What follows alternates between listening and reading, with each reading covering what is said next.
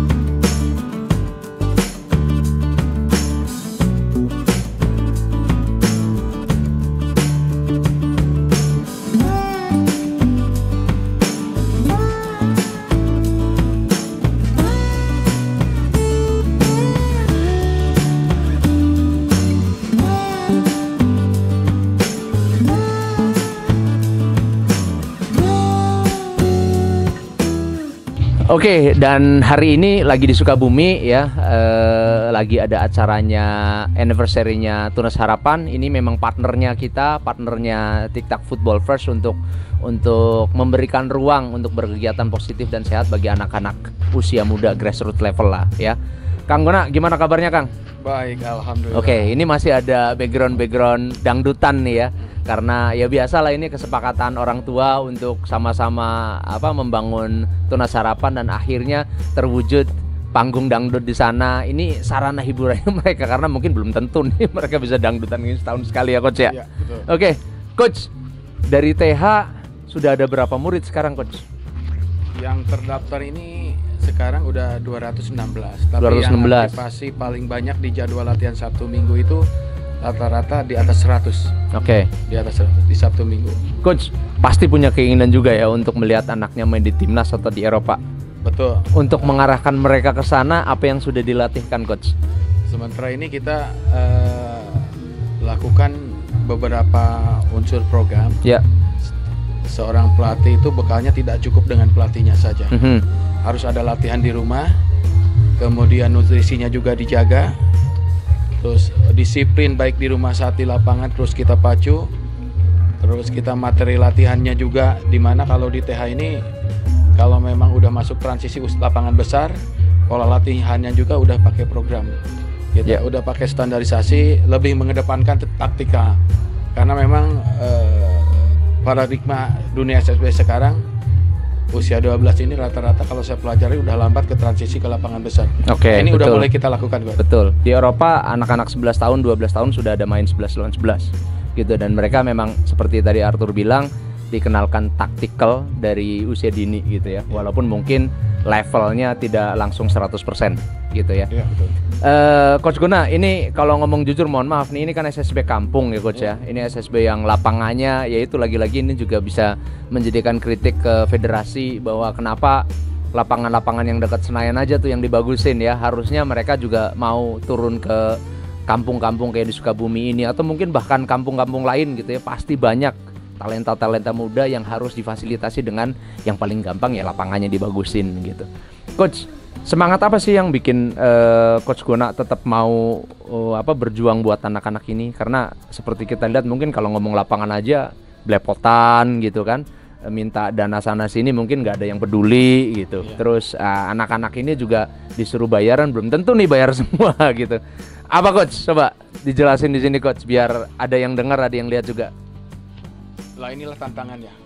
Buat kepedulian kami, tim pelatih, tim manajemen, bahwa itu bukan kendala. Lakukan. Ini adalah sebuah proses yang harus kita lakukan. Melihat semangat anak-anak kampung untuk bermain bola, keinginan berlatih, itulah yang membuat kami jadi motivasi, kepedulian kami semakin besar.